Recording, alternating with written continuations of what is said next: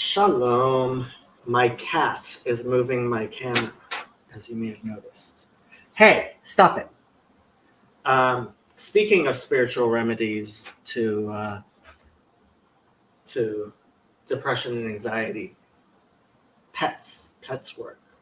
But that isn't why I started this stream. On Friday, I spoke with Andrew and Richard, and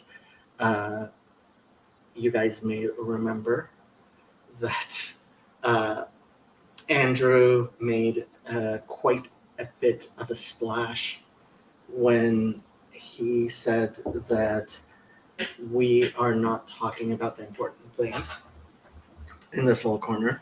And I decided to speak to him some more about that on Friday and gain some more clarity into what he meant. And I very much agree with what he was trying to say. And it was actually quite interesting to me that what he said very much resonated with a post I made years ago on Facebook. And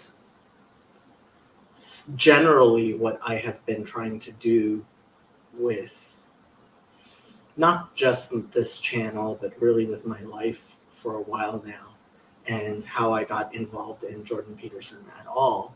So I pulled up this quote from Zevi Slavin on Seekers of Unity, which I think is very relevant. Just play it on. In an interview in 1955, on the occasion of Jung's 80th birthday, Jung made the offhand remark in which he said, quote, "The Hasidic Rabbi Ber of Mezrich, whom they called the Great Maggid, anticipated my entire psychology." Let's find out why. So, for somebody who considers himself a not active, but a failed disciple of Hasidism,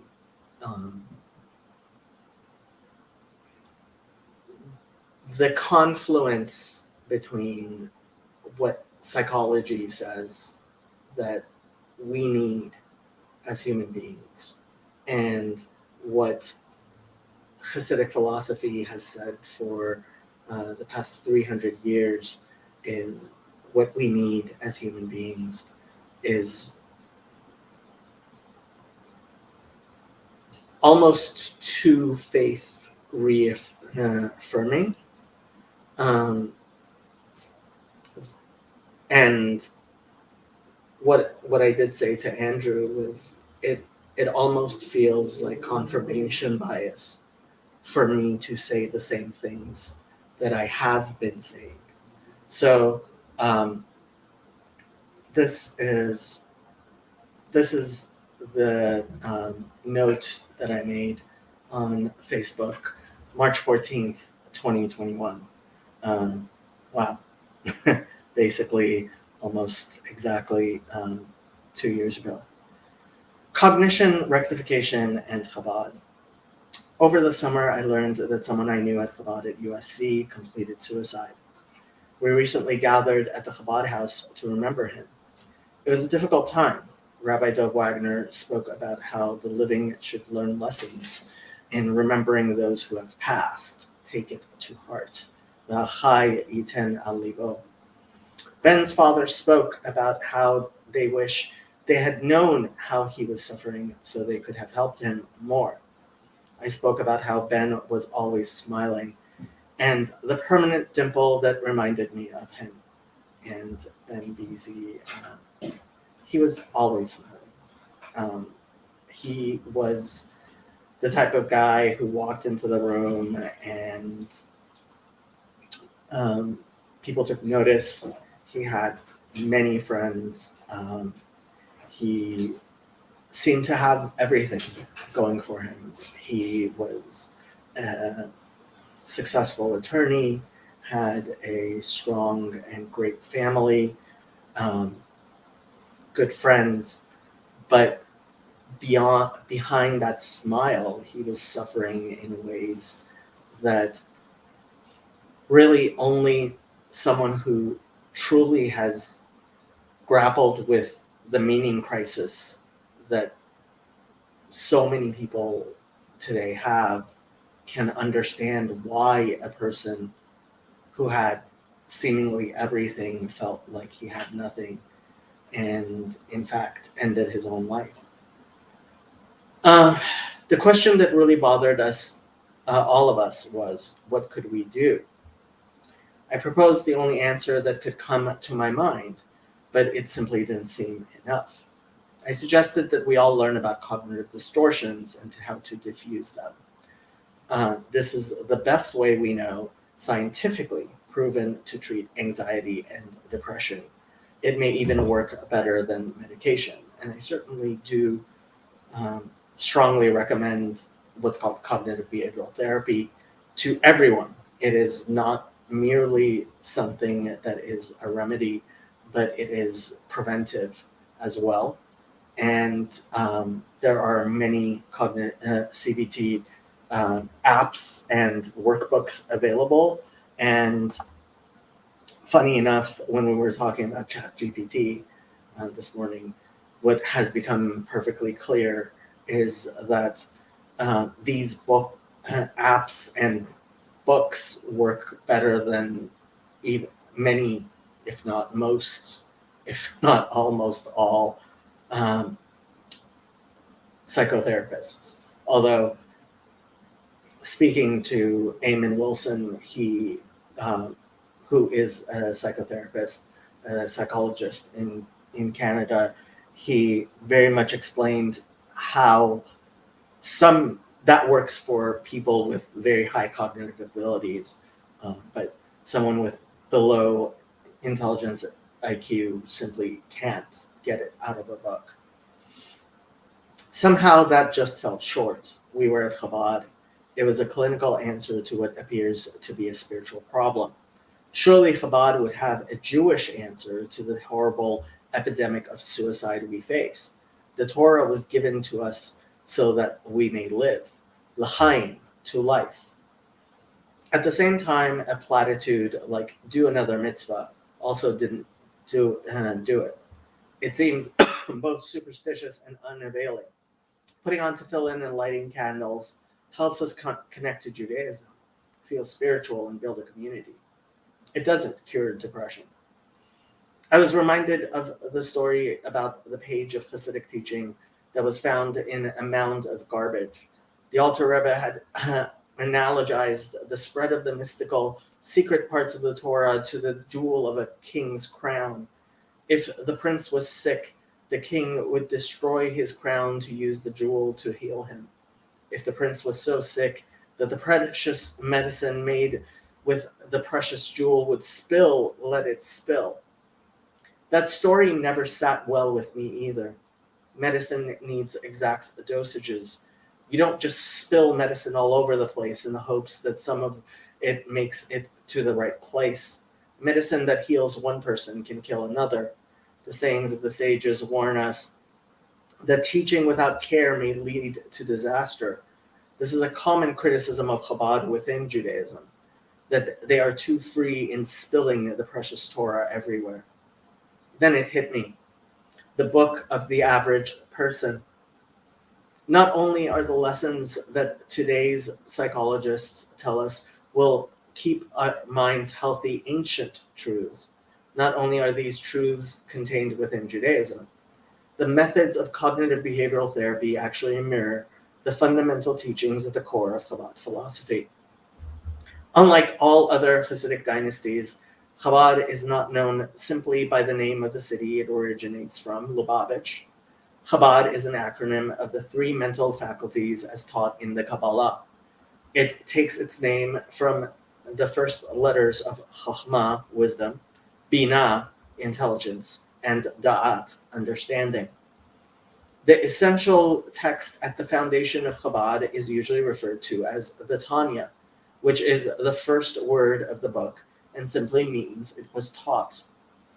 The actual title of the book is simply Likutei Amarim, collected sayings, which is also the title of many other Jewish books. The unique title which the author gave it always puzzled me. The first part is called Sefer Shel Beinonim, that translates to the book of the average person, people. To say that I had difficulties with the text is an understatement. 3 particular things always bothered me about the Tanya. First, I always bristled at the story of the well-known and saintly Rabbi Hillel Parcher reading it and saying, "If only I were an average person." I never saw how it is a good thing for someone to think of himself as less than the great man he was. Second, I was always uncomfortable with the line, "How could Rabbah err?" It seems presumptuous to me to say that a sage of the Talmud acted in such clear error. This is a fundamental question at the beginning of Tanya, is how could Rabbah, who is a sage of the Talmud, err? Third, I could not understand why the essential text would be about being a Beinoni, average person, instead of a tzaddik, righteous person. Except that is precisely what psychologists tell us is the healthiest way for a person to view themselves. The essence of CBT is to see things through the middle path, as Maimonides summarizes in Hilchot Deot, the laws of ideas, I guess you could translate it. It's at the beginning of the Mishneh Torah. 1.4, the straight path. This involves discovering the midpoint temperament of each and every trait that man possesses within his personality. This refers to the trait which is equidistant from either of the extremes without being close to either of them. Therefore, the early sages instructed a man to evaluate his traits, to calculate them, and to direct them along the middle path so that he will be sound of body. Using CBT techniques to avoid extremes, it makes sense even for a sage like Rabbah to view himself as an average person. The attempt to be perfect, not accepting any faults within yourself, has been shown to be emotionally harmful. The story of Hillel Parcher no longer makes me bristle in that light. Most importantly, it makes sense for Chabad houses on college campuses to be spilling these ideas everywhere.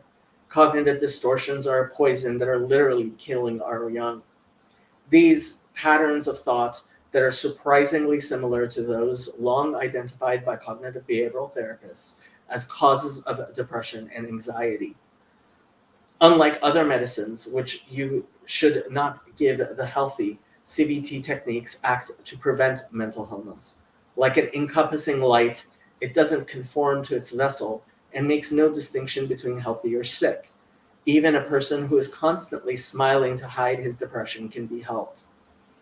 I intend to spend some time finding the correspondence between various CBT techniques to avoid cognitive distortions and what I know of Judaism. There are many specifics, and I am no expert in either. The similarities, however, have given me a lot of hope about the ability of Chabad houses to help remedy some of the most important problems facing our society today. And ultimately, this is the discussion that I was having with Andrew, which is that ultimately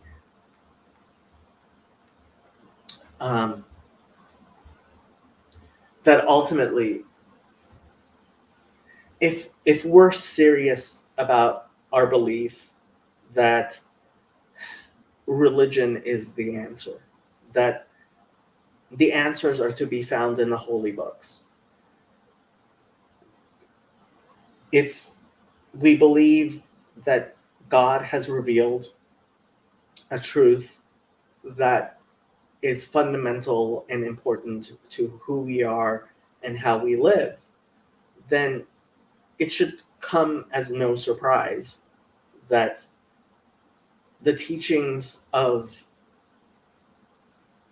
the Maggid of Mizrich, as Carl Jung put it, anticipated the entirety of his psychology, anticipated the entirety of what he found to be useful and good. And honestly, it took me speaking with Andrew to reorient myself in this way towards the basics of Hasidic teaching. Ben and I have been on Thursdays trying to do deeper takes, deeper dives into those teachings of the Rebbe that Rabbi Jonathan Sachs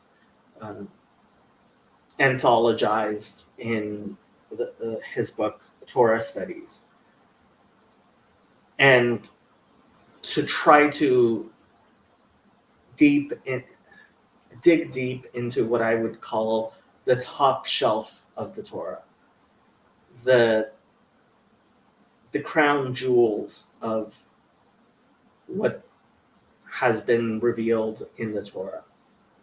And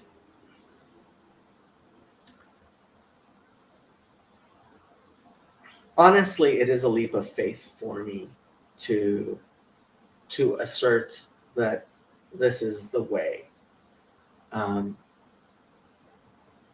It does feel like it's confirmation bias, but essentially, this is what I know. This is what I understand, and the fact that science and religion are pointing to the same truth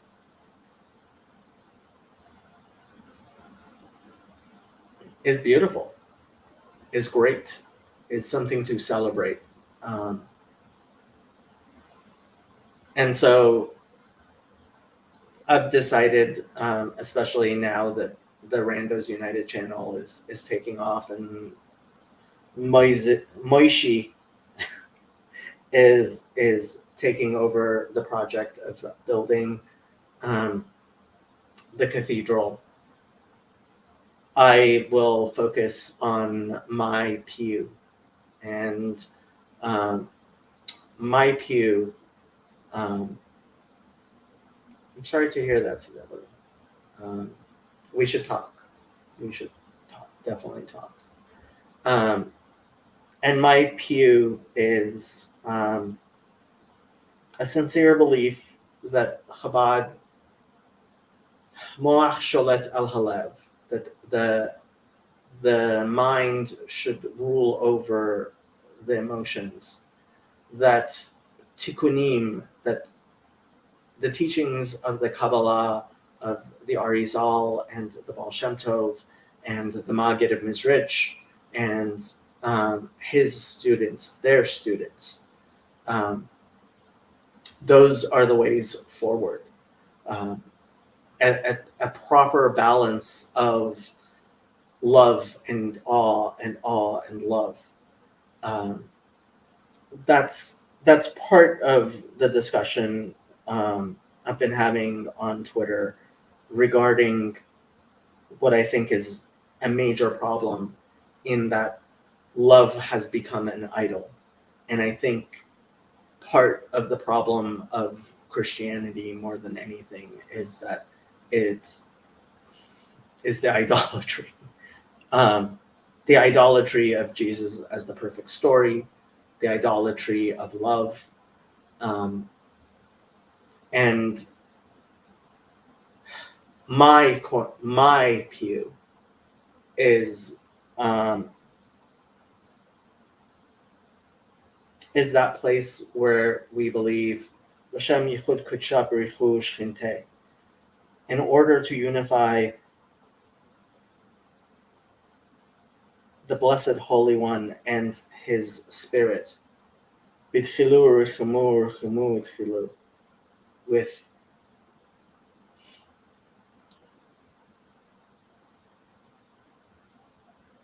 awe and love and awe. And the Kabbalists speak about lower awe, lower fear, lower love, higher love, and then higher awe or fear. And indeed,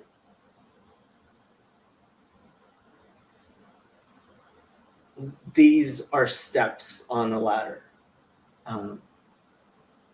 The Baal Shem Tov referred to them, awe and love, as the two wings by which the Torah flies, and how it is impossible to fly without them.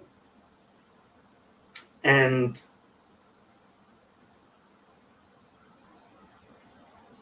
lower awe, which is fear of punishment, leads to lower love, which is a hope for reward, which leads to a higher love, which is a love which is not dependent on anything, which leads to a higher awe, which similarly is an awe that is not dependent on anything.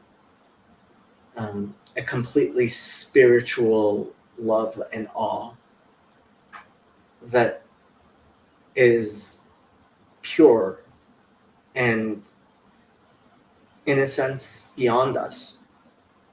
Yad el Keska, Milchama Havaya Ba'amalek Dor. And these are concepts that are far beyond me. I am speaking at the outer edge of everything that I know. But that's the beauty of it, is that I am speaking at the outer edge of everything I know. I am a tiny ant standing on the shoulders of giants. And that sea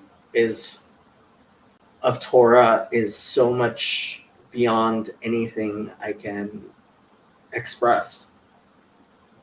But maybe I can be a conduit for people who know even less than I do, to attach themselves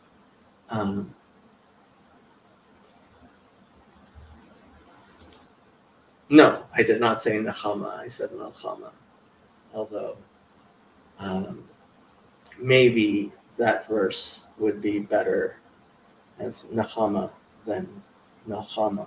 Melchama means war. Nechama means rest and comfort. So, yeah. If people want to come on and discuss, I am going to put the link in the chat. I do have to leave. I have an appointment at 4:00 today, so I will only be on for another hour or so. Yeah, quite the difference. And we can discuss the important stuff.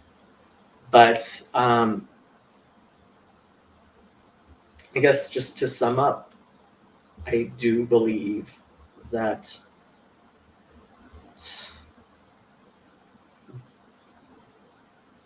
God creates the remedy before he creates the illness. And I shouldn't need Carl Gustav Jung to say that his entire psychology was anticipated by the Heilige Magid of Mizrach, to believe that the revelations of the Maggid have incredibly important things to say to our day specifically. This is the essence of Hasidism, is the belief that in every generation there are saintly people who have been commissioned by God, on whose shoulders the world rests, and who can help guide us, um, if not into the promised land, but at the very least into the desert. I'm reminded of the Rebbe's Nigun. Uh, the Rebbe, so Hasidic Rebbeim are known for also um, composing songs, usually songs without words, but the Rebbe composed a song to words from Psalms. Um,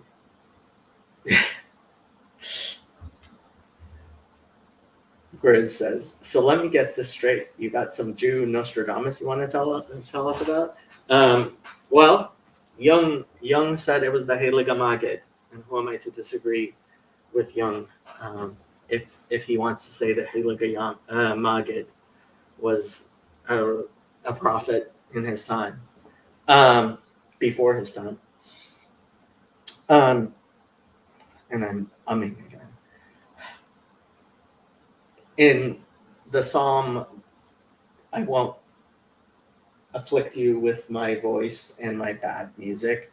I highly recommend looking up Matisyahu's version of this Nigun by the Rebbe, which the title is misspelled. Tzama L'chol Nafshi, which I find amusing because he misunderstood the words of the psalm. But the words are Tzama L'cha Nafshi, my soul thirsts for you, not like Matisyahu thought. Kama L'cha Basari, my flesh fasts for you, withers for you. Be'eretzia ve'ayef, in dry and weak land, bli mayim, without water. Ken bakodesh chaziticha, similarly in the holy places I have seen you.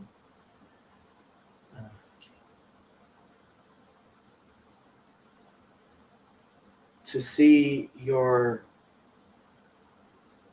strength and your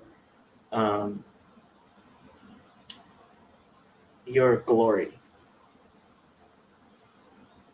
Okay.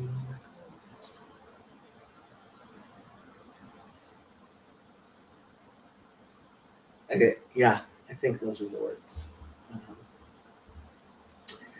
So Jung said he's a prophet. Give us some of the hot prophecy. He said that the Maggid anticipated his entire psychology long before him. Teachings. Well, that's the funny thing about the Maggid, and Andrew pointed out that this has been the case often. The Maggid himself never actually wrote anything that we know of. I don't believe we have any. I think there is a book, Likutei Amarim, which is attributed to the Maggid, but his teachings were disseminated by his students famously,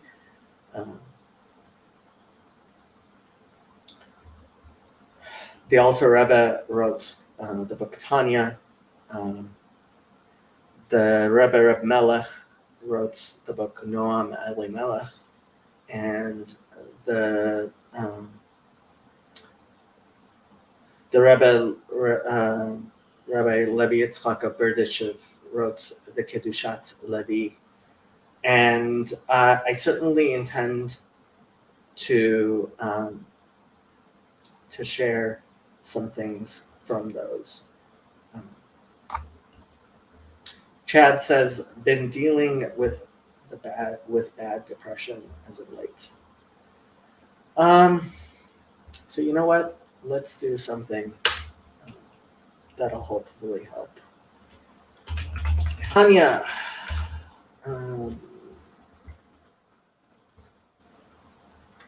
where is the text of Tanya?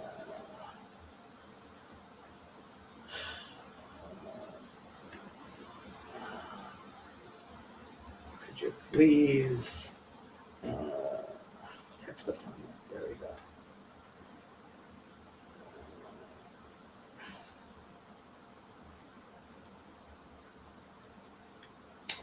That's in English. I don't want Tanya in plain English. I want Tanya in Hebrew. Can you please give me Tanya in Hebrew?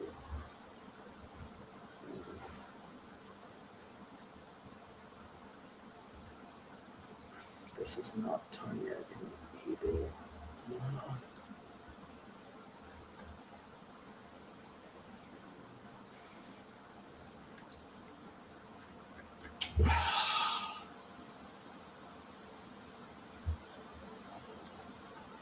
This is really bothering me. Why can I not find the Tanya?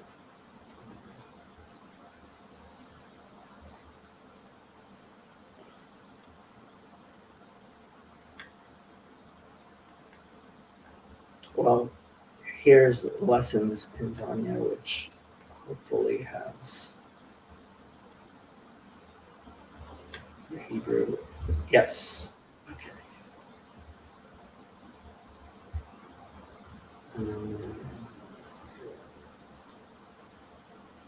Nechama. Hi. I think I'm getting a sore throat. That's not good. You should have a shlema. I should have a what? Refuah shlema. Amen. Thank you. I do have a tea, so hopefully That should do it. So how much have you been listening to? Most actually. I tuned in, I think like 2 minutes after you started. So Okay. I caught all of it. Yeah. So I was going to do the first page of Tanya. If you want to do the first page of Tanya with me. Yes, please. Okay. So let's do the first page of Tanya. Tanya, Besof Perik Shlishi the Nida. It is taught in a Mishnah saying at the end of the third chapter of the tractate Nida, Mashbiin oto tehi tzadik v'al tehi rasha. That before a person is born, his soul is made to swear by the heavenly hosts that you will be a righteous person and you will not be an evil person. Va'afilu kol ha'olam kulo omrim lecha tzadik ata. And even if the whole world tells you that you are a righteous person, heyeh be'einecha kerasha. You should be in your own eyes as if you are an evildoer. V'tzarich lahavin, and this is calls for an explanation. This is difficult to understand. The Hatana, that behold, we also have a Mishnah saying in the sayings of the fathers, Pirkei Avot, which I highly recommend everybody read Pirkei Avot, the sayings of the fathers. The Mishnah Avot, I quote it constantly. Va'al tehi rasha bifnei atzmecha. You should not be an evil person in your own estimation. V'gam im yihyeh be'einav kerasha. And let's say that you do consider yourself as an evil person. Yira levavo v'yihyeh atzef. You will, your heart will be grieved, and you will be depressed. V'lo yuchal la'avod Hashem b'simcha u'v'tuv levav. And it would not be possible to serve God with happiness and with a contented heart. I guess I did need the translation. Ve'im lo yira levavo. And if he doesn't become grieved by this, klal mizeh, at all, that he thinks of himself as an evildoer, yachol lavo lidei kalut chas v'shalom.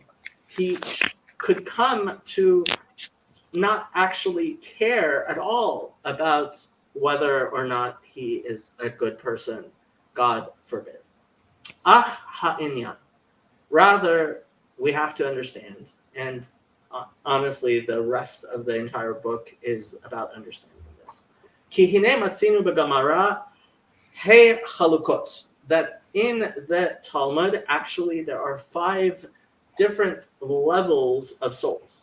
Tzaddik v'tovlo, a righteous person and good belongs to him, and he's going to explain what that means.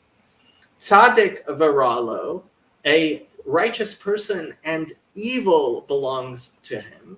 Rasha v'tovlo, an evil person and good belongs to him. Rasha v'ralo, an evil person and evil belongs to him. Uveinoni, and somebody who is intermediate, someone who is in the middle.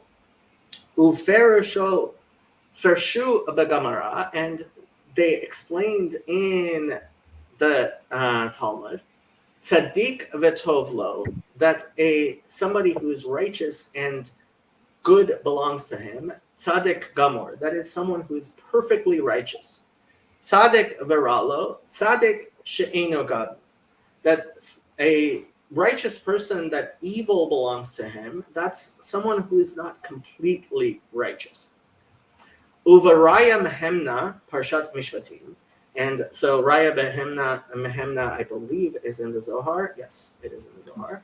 On the Parsha of Mishpatim. Perish, it explains. Tzaddik avaralo, someone who is righteous and evil belongs to him. Shahara shebo kafuf latov. That this is a person who has evil within him, and he turns it, he moves it towards, he bends it towards good. Uvgamara sof perek tishi divrachot, and in the Talmud at the end of the 9th chapter of the tractate of brachot, tzadikim yetzer tov shoftim chulu. Righteous people, they are people who are being ruled over by their good inclination. Rashayim yetzer hara shoftan, that evil people, their evil inclination rules over them. Beinonim ze vazeh shofta, but an intermediate person sometimes is ruled by his good inclination, sometimes by his bad inclination. And in the words of who wrote Gulag Archipelago? What's his name? Solzhenitsyn. Hmm. The line between good and evil, it goes through each human heart. Yeah. Amar Rabba Kagon Ana Beinani, and Rabba, who's a great sage of the Mishnah, the Gemara, said, I'm an intermediate person. Amar le Abaye. Abaye said, who is another sage, said to him, Lo shavik mar chaya lechol bir ya. He says, if you're an if you're an intermediate person, what is everybody else? And I'm not. I mean, there's only so far we can go in Tanya in this time, but what the Alter Rebbe goes on to explain is that we have to understand different people are born with different capacities to do good and different capacities to do evil. And what God expects of us is that we take those things which are evil within us and bend them towards good. And that's actually the milchama. That is milchamat havaya. That is the war of God, the war of being, really. I mean, is that That's the actual war, the internal one. yeah, jihad. And yeah, it's something that we have to understand. Like, I'm never going to be like those, and you've met them, those people who are just so nice and good all the time that, you know, they never get caught with their pants down, you know? They're always like, and I've met people like this, and they're beautiful and great people, and I admire them, and they're saintly people. But the fact that that's not me is not something to be depressed about. Yeah, I agree. That's something to recognize and to see yourself as someone who sometimes falls and sometimes is able to get back up, and try to get up, back up whenever you can. Yeah. Yeah. So how much Tanya have you been exposed to before? Not much. I haven't spent much time with the Tanya. I've spent far more time with Pirkei Avos, let me say that. Pirkei Avos is one of my favorites. So. Oh, I tell Christians all the time, at least the first 3 chapters, I would argue probably the first 4 chapters, but likely all 6 chapters of Pirkei Avot were things that undoubtedly Jesus had heard. Oh, for sure. For sure. I don't think I'd be the same person without Pirkei Avos. It's such a huge part of shaping who I was, because I would read it every Shabbos, waiting for Shabbos to be over. The last 2 hours, I'd read Pirkei Avos. So, like, every week for years. So, as a kid, and I was obsessed with it. I just thought it was fabulous. So it is fabulous. It's absolutely like, I quote it constantly, and it's something else. So maybe we should have a Pirkei Avos share. You should do a Pirkei Avos share. Well, what do you mean, You spent so many. I just don't. No, it's not about the Pirkei Avos part. It's about the taking initiative part. You know, that's all it is. I've yet to do another live stream. We'll see. It'll happen, but yeah, it takes energy. It takes energy. It does. And honestly, the funny thing is, I find myself when I am most busy is when I am most capable. Like, it's funny. So my work is very seasonal as an insurance agent. And for some reason, I still find that those times that I am most busy at work are also the times that, not always, but I end up doing important and good work. Well, no, it makes sense. It makes sense. I was the most creative when I was in college because I was always trying to procrastinate, and I'd procrastinate by making art. So it what makes time sense. is it right now? It's like 1 a.m.? No. Oh, wow. It's actually much later than I realized. It's 11:45. 11:45. Okay, so it's almost midnight. Yeah. Probably not going to hang around much more than half an hour, probably. Yeah, well, I have to leave. I have an appointment. I'm getting my windshield replaced.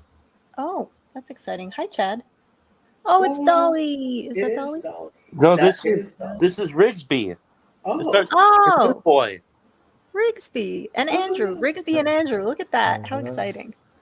Dolly's at the dog park with mom. I see. I didn't know Dolly had a sibling. We just got him. Oh, that's so exciting. Yeah. We can get, Wow. don't you? Don't. Okay. Poll in the chat. Who's cuter, Rigsby or Andrew? Let's go. How you doing, Andrew? Good. Well, it's finals week, so only as good as good can be.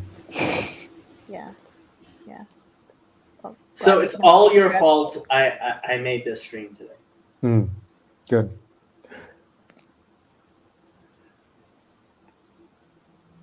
I think. Hi. Oh, go ahead. I just want to say hi. Hello.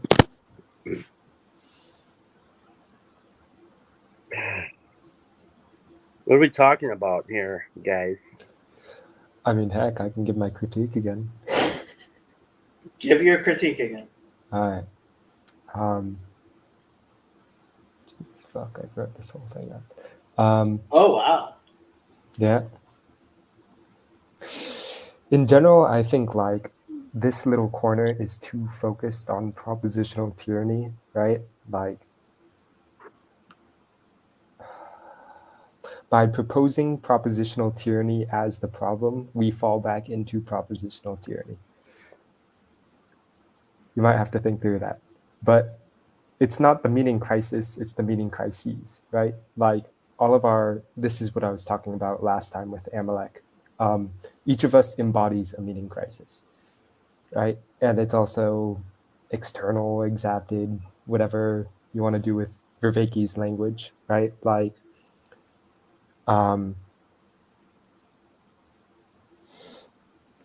when we come into this stuff, we've already dealt with the meaning crisis. We're still dealing with it through our environment. And,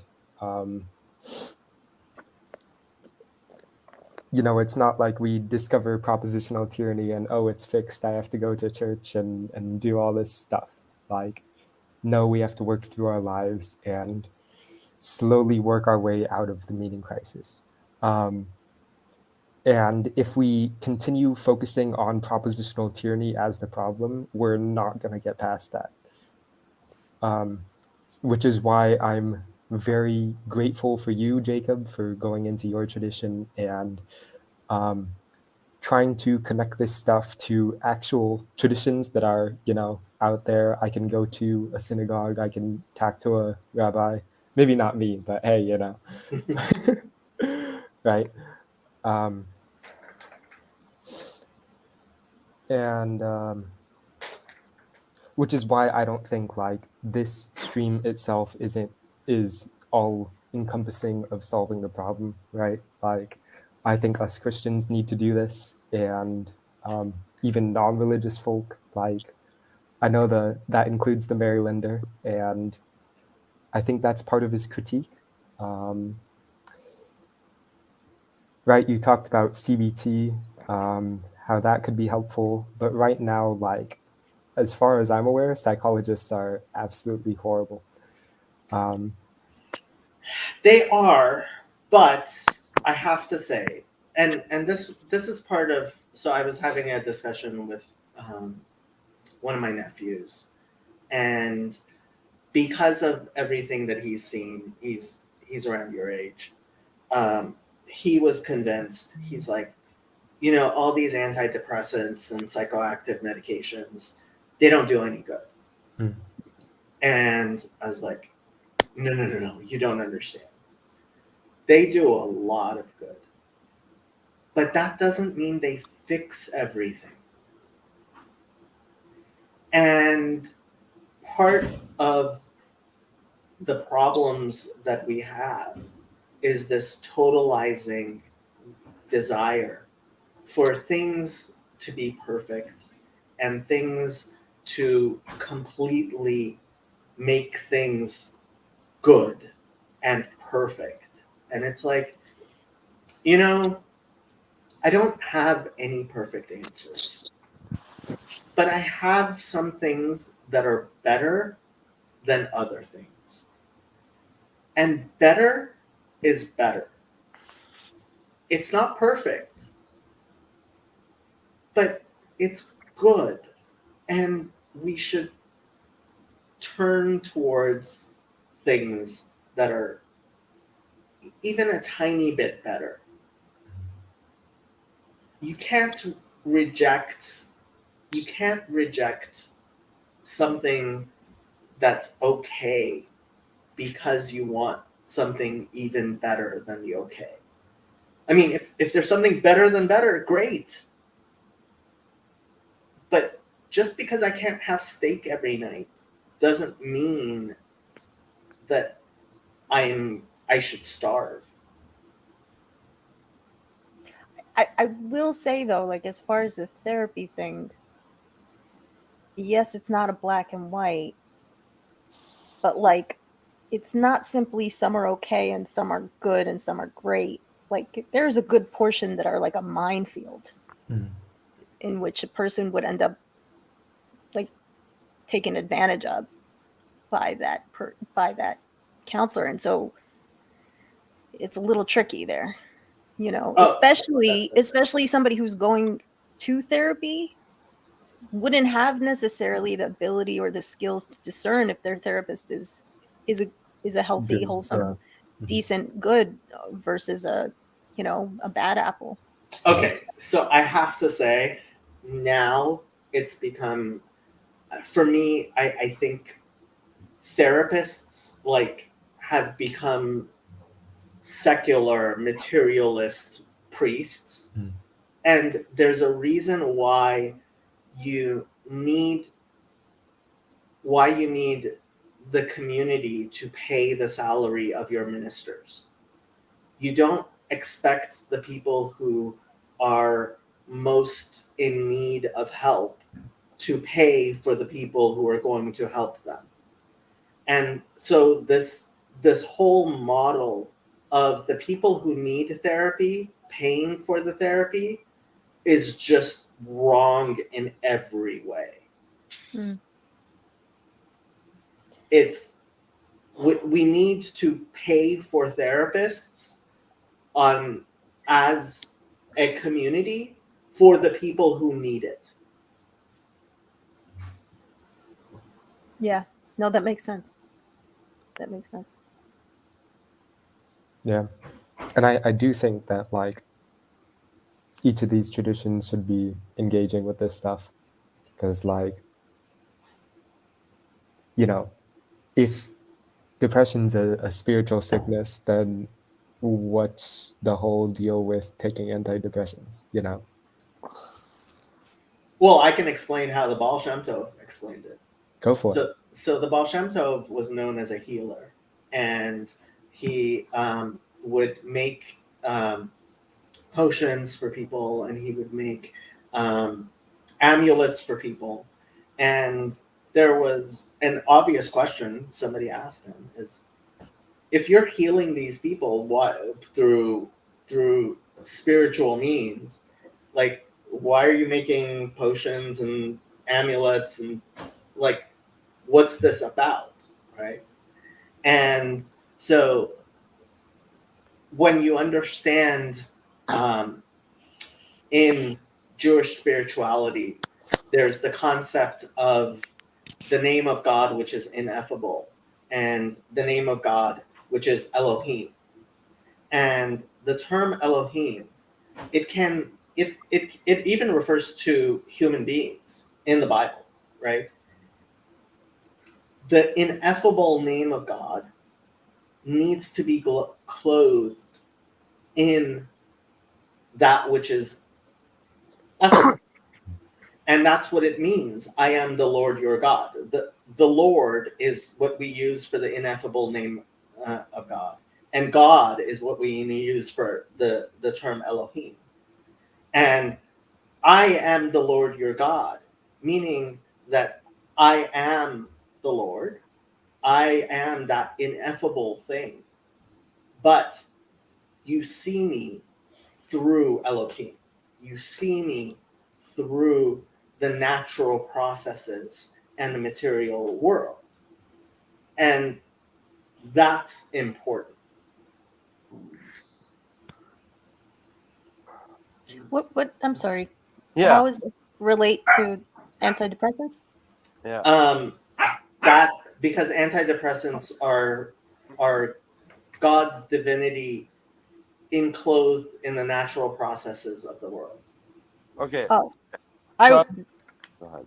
don't sign off on that statement. I don't. I just for the record, I do not sign off on that statement. They can be. Let's put it that way. No, it's like this. It's like people.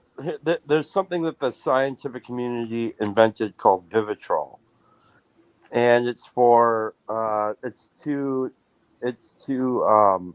combat cravings from different substances like alcohol or opioids. Okay, so people come into recovery.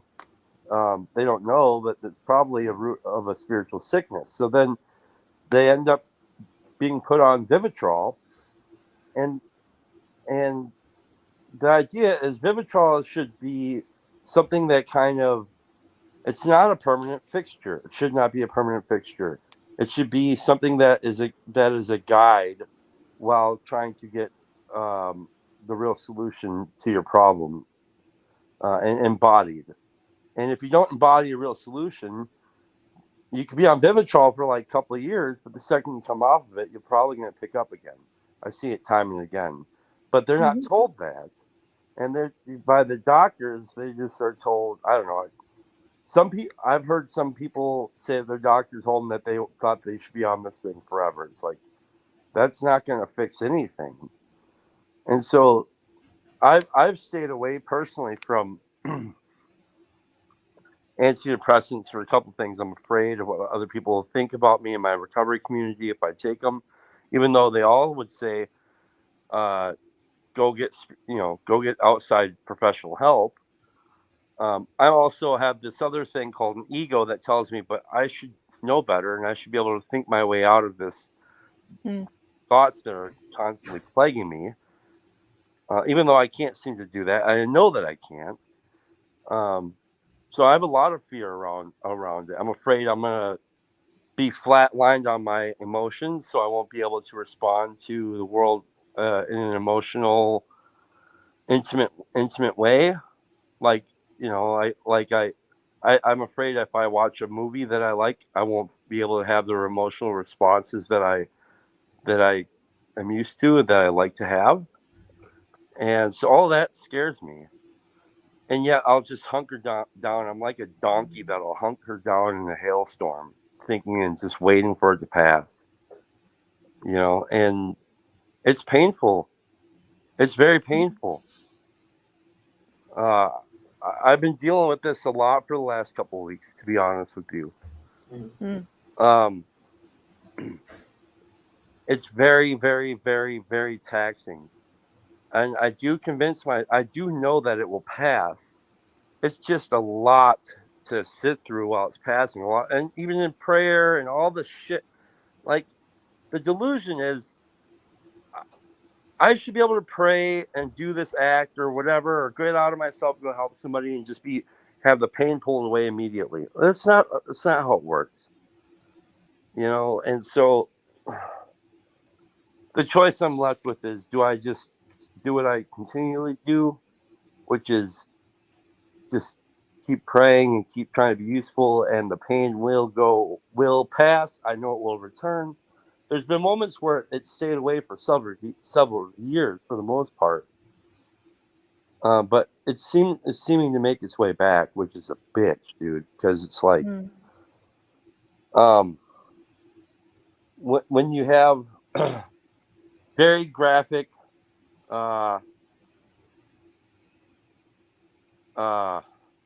thoughts about exiting this planet that plague you for 12 hours of your awake time while trying to think of other things, it's painful. It sucks. And then, feeling like you can't tell people this. Well, I can't tell my wife I'm feeling like this, because, like, I should be more strong, and she's just going to tell me to go on SSRIs, and it's exhausting. Okay, Mm. so I have to say, I mean, I've been on psychoactive medications for almost definitely over 10 years now, and um, the some of the side effects have sucked incredibly, and I did in fact I did in fact really, really, wow. I did not know that somebody who was not added to the wow, that StreamYard needs to fix that. Anyway, that's beside the point. The going back to what I was saying about SSRIs. So there was a time when I was taking one medication. It's called Lamictal, which has what's called a black box warning. And a black box warning means that one of the side effects is death. Okay? Now, in order for somebody to take a medication that has a black box warning, and the side effects that I had were pretty bad, right? You have to be in a very, very bad place. And I was. And thank God I used to be taking more than the maximum amounts of 4 different psychoactive medications. I am down to taking normal amounts of 2 medications. And frankly, my psychiatrists have told me I could wean myself off, but I'm a really cautious person and I've just been taking it like very, very slow, weaning myself off. But that's because I'm such an anxious person.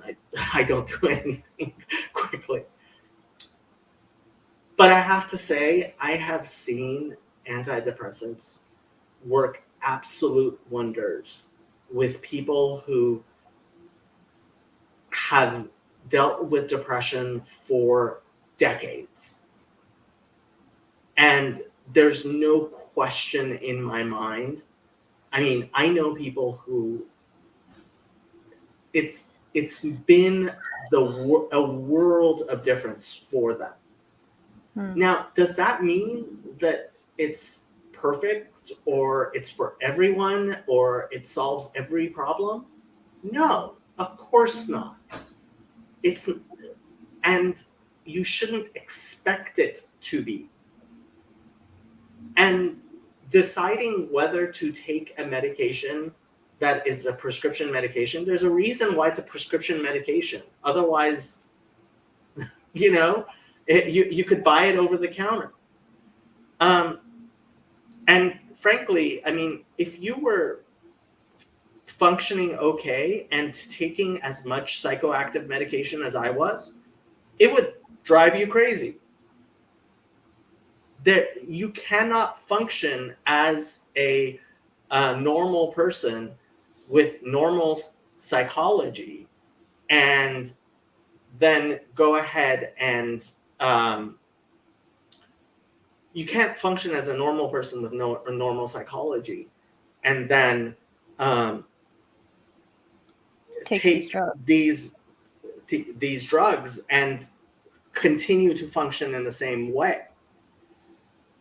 And so, look, if things are really bad for you, you should talk to a doctor and consider them and try them and maybe for a little while and certainly not as, oh, this is going to fix everything. But at the same time, this all or nothing that many people have, no psychoactive medications ever for anyone. And it's like, really? Never? Okay. For nobody? So I have to say something. I'm fine with the middle path of like the right answer is there's 8 billion people. You're not going to get the same answer for everybody. That's insane and ridiculous. Some people's poison is another person's treasure. That's always going to be the case. But like these drugs are strong, and and this my experience has been very extreme, and it could be because I'm coming from New York. And so I've met and interacted and been the patient of a number of psychiatrists. And frankly, 90% of them I would not trust with my cat. Like, terrifying human beings. Like, I'm like, where's the human in the being? I don't know. Terrifying.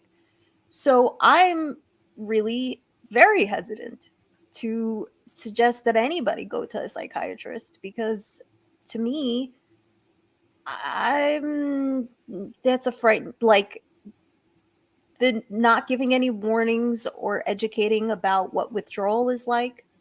I went through years of horrible withdrawal, paranoia that I had never had before, just horrific. Being on medication I never should have been on, like, never.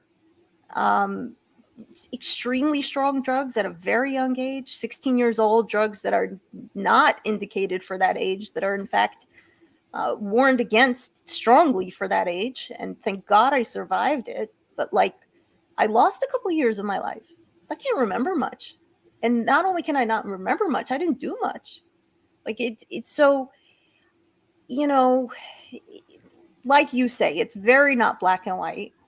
And I'm not going to tell somebody who this is helpful to that they should go off, stop and don't do this and don't do that. I know a good number of people who are on medication.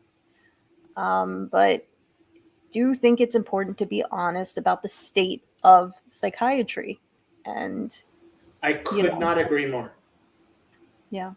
yeah. I could not agree more. And part of the reason I decided to go for my master's of social work is because I feel like the fact that, so when I was in undergrad, it was known the people who were in the school of social work, who were getting degrees in social work, they were known to be crazy. Like, we knew to expect people who were getting, and this happens a lot. People who go to study psychology do so because their attention is wrapped on problems that they have. And it would be not as bad, like, okay, if you can't walk very well and you decide to go study like kinesiology or whatever, right? That's one thing. At the same time, so if you're studying psychology because you have psychological problems, that's bad. That doesn't work very well, right? Yeah. And that's what's happened, I think, with a lot of psychology. The American Psychological Association has definitely lost its mind. And frankly, I think part of the problem is it used to be people who studied theology were expected to have spiritual insight into the state of humanity, and we outsourced at least parts of that to these supposed psychologists. And frankly, I have to say, like, Freud, he was just like, his ideas were just projection of his dysfunctions on other people. And much of psychology is based on Freud, and it's bad. And so, yeah, there's lots of problems with psychology. At the same time, I have seen many people get better. Many people, including myself. Yeah. I used to not be able to leave my apartment. I used to have panic attacks if I left my apartment. So I wanted to say something quick to Andrew. I don't think that the corner, this little corner, whatever the hell anybody wants to call it, it's we're not. I don't think we're necessarily here to. We're not equipped to solve the problem that you're talking about. We're just not. You know, we can help and share our experience with things like we're doing now. But for anybody else who's listening, might be thinking, "Oh, I'm going to hear something. I'm going to hear something magical that these people are going to say. It's going to fix me. It's not going to happen." And it was never supposed to. I don't think be that. I think we can tap into some good meaning, and we can if we're willing to receive some practical advice of other people's experience and the things that they've done that have helped them, or routes that they've taken. That's great, but we're not problem solvers. Clearly, we can barely even talk to each other, and so yeah, I see the problem though. I was in the beginning very frustrated with the circular conversation around propositional tyranny, which I think I still don't understand what that is. And if you were to go in like Discord and look at my old comments about, I would say things like theology is trash, just because it was like all it did was tie me up in the knots. It didn't get me connected to people. And what I really find is where I feel most grounded, really, is really trying to stretch and put myself in front of other people to the best of my ability and work closely with them in person, trying to make relationships. It's really hard because I don't like people. They terrify me. I'm very opinionated. I always have a resting bitch face. I always think that people think I'm either retarded or angry because they tell me that. And it's hard. People are very hard. And then on top of it, I got this asshole constantly with me in my head. It's constantly like I can't. Sometimes it's like if I were in a room with the guy that's in my head, I could just get up and leave and go somewhere and be somewhere else. But I can't because he's in my head. And so like I've had to learn to deal with it. I think for me the most poisonous thought is because I don't want to kill myself. Okay, I don't want to kill myself. But what I've gotten accustomed to is suicidal ideation as a teddy bear. Mm-hmm. And it's fucking it's a very poisonous parasite that and what I realize is it's really just me thinking about me, convincing me that I'm not thinking about me. I'm thinking about why do I have to deal with it? And so it's just this fucking asshole that's just a total dickweed, always in my fucking brain, trying to convince me just to listen to it. I don't think it really wants me dead, to be quite honest. I think it likes the chatter. It likes to chatter. But when like, and just to give you, just so that you know that I'm telling you the truth about my situation.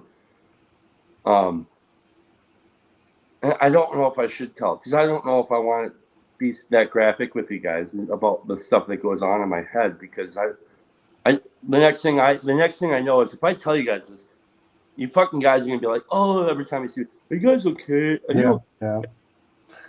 Are you thinking about that? And I'm gonna be like, fuck off, dude. I'm just trying to be real. I don't need your help. I don't need spiritual surgery. Mm-hmm. I just want to say, like, so there was a long time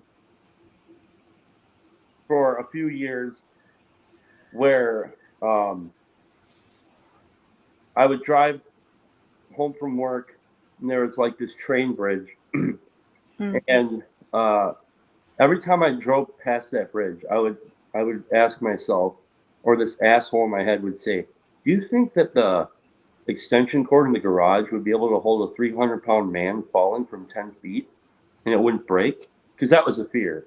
Well, if I actually did do it and it broke, then I would just be maimed, and then I have to live maimed and be a maimed fucking asshole. And that was scary for me. But that thought was constantly in my head. And then I did do a lot of work.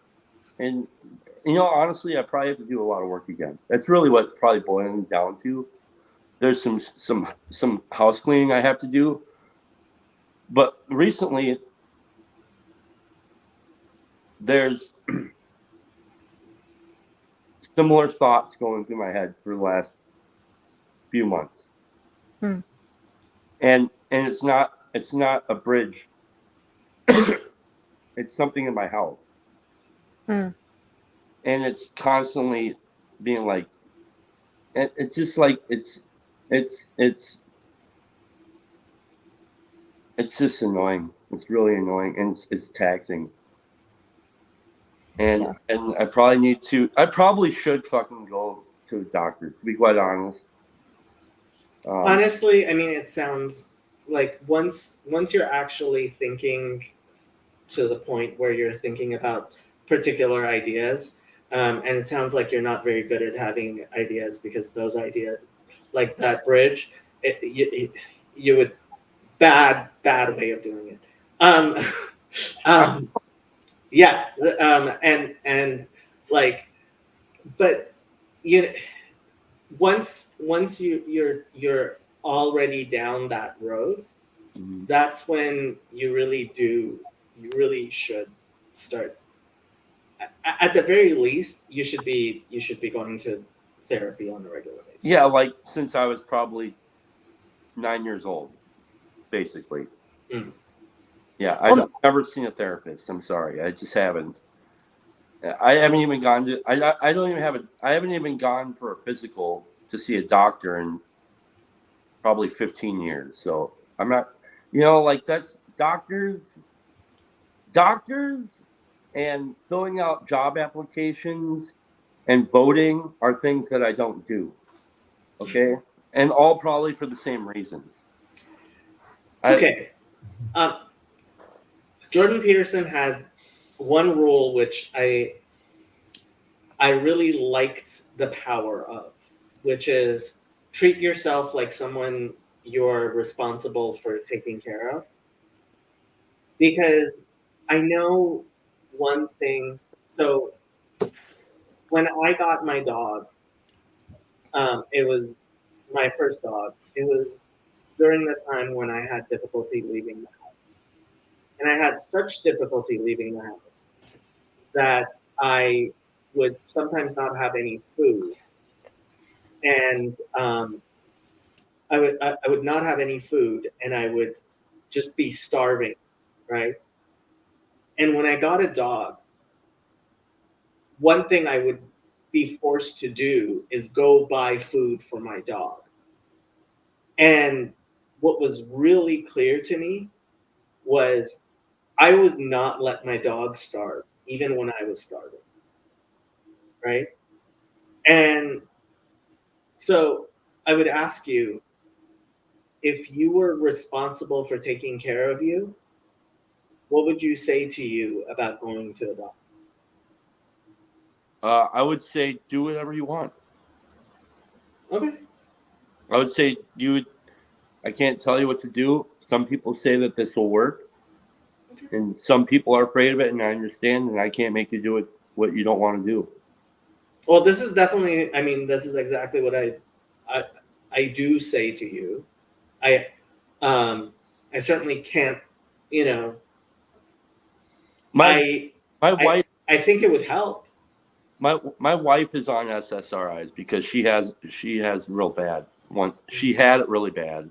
She was off them for about a year, and she's like, nope, going back. I'm going back. And she's like, Chad, it sounds like you're dealing with depression. And I'm like, I'm not fucking depressed, dude. She's like, I don't know. Sounds exactly like what I've gone through. And I'm like, yeah, but, I don't know. There's a lot of excuses I have wrapped up in why I don't want to do it. There's a lot of fear around it. And all of my fears are irrational, just like every fear typically is. And so, yeah, I don't know. Have you ever tried one of those CBT apps or workbooks? No, because I don't do self-help. Self-help that's like It's not self-help. It's it not is self-help. help. Well, it is, but it's And very different from. So it's very different about it. It's you writing, and maybe, I mean, that's what's hard about it for a lot of people, including me, is like just sitting down and writing in those workbooks and answering the questions. But CBT workbooks, especially for people as smart as you are, they really work. A lot of this, I have practices that I'm already not doing, and I know if I did them, that they would really address the problem. I know this for a fact, and so it's just a matter of doing. But I'll sit down and I'll like today I went to work, right, and I had a bunch of things that I did at work, and at the end of the week or on Monday morning, I'll turn in my timesheet, and on my timesheet I'll write down what I did on Monday and what I did on Tuesday and what job I was at. Now, it would be really smart of me to, at the end of the day today, if I just wrote down from 7 a.m. to 3 p.m., this is what I did and where I was at and this and that. But I want to wait until Monday morning so that I can fight myself to figure out what it was that I did, because I'm just lazy. I don't know why. I just like the harder way, and it's just the way I am. We all fight with ourselves. Mm-hmm. I mean, that's so one of the things I remember when I was growing up, I really hated the fact my dad smoked. And I had tons of reasons why he should stop smoking, and I constantly tried to convince him to stop smoking. And one time I said to him, "Dad, why don't you just stop smoking?" And he said, when you grow up, you'll understand." And I got really mad at that, because I'm like, what am I not understanding? Except when I grew up, I understood that, guess what? And this is how you say it in Hebrew, and it just sticks with me. You're not the Baal Habayit. You're not the person who owns the house that you're in, right? Right. You don't actually control. Like, if I actually controlled what I did, I would not weigh what I weigh, and I would be exercising, and I would wake up, and I would go to sleep, and I would do all of the things that I rationally believe that I should do. Yeah. But we don't control ourselves that way. And that there, I do take solace in that too, because I also know that I'm not the idiot that has the thoughts. I'm just the idiot that listens to them sometimes. Mm-hmm. And so I don't have to act on what goes through my head. And that's how I know, like, oh, this is just the fucker in my head, and it'll pass. So I know that if you're out there and you're dealing with that, I don't know. It's just a fact. It comes and goes. I'm gonna stop talking though for a little bit. No, Chad, I'm really curious though, because you said that it seems like there was a period of time that was very forefront for you, and then you said sometimes years yes, years no. For you, and I think these experiences are very different for everyone, but for you, was it things that you did that turned the corner for you? Yes. That you could replicate, or was it just phases and time change and stuff like that? So what happened was I reached the bottom in sobriety. I refused to like do this anymore, and I started working with a new sponsor. I went through the steps again. I did inventory work. I did fifth step work, which is like confession.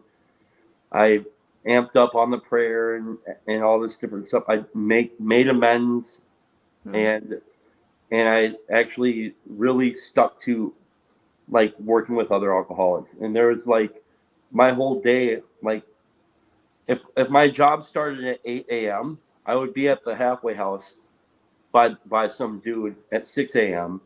and reading with him and doing step work.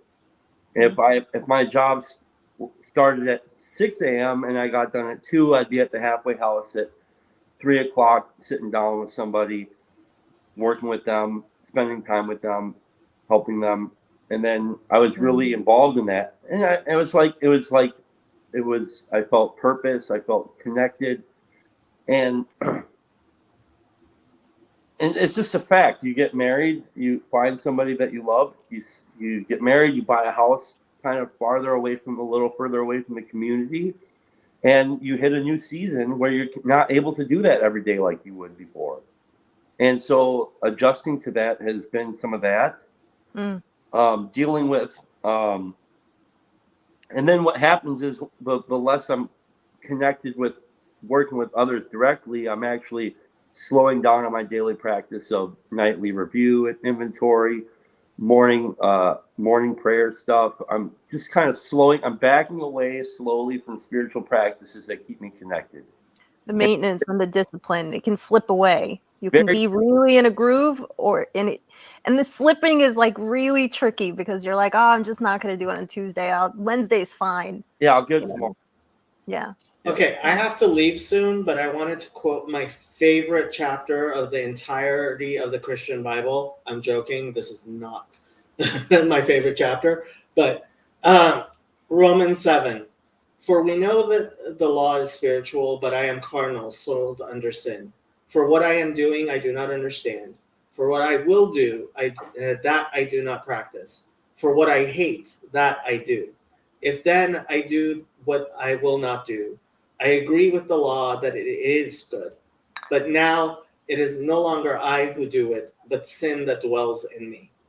And I mean, I think all of us, I think pretty much everybody has that experience of sin dwelling in you and doing things that you don't want, that you know you shouldn't do, but you end up doing. And it's just part of being a human being. It's a lot of it, honestly, is what we're doing right now. Like when I started connecting with the online space here and the bridges of meaning and all this stuff, I like shiny shit, man, and like I can become captured by attention seeking, and so I'm just being honest with you guys. Like I don't do hobbies really well. I don't balance things well. And so that's a lot of what this is too. It's just I'm just trying to be honest with you guys. So and that's your first problem, Chad. I try not. I mean, being honest gets you nowhere. In my opinion. Have you tried lying, Chad? Sterling. I can help you. It was. I'm glad to see you because Sterling is even more of like a clown than Chad is, and Sterling. Chad can use Sterling.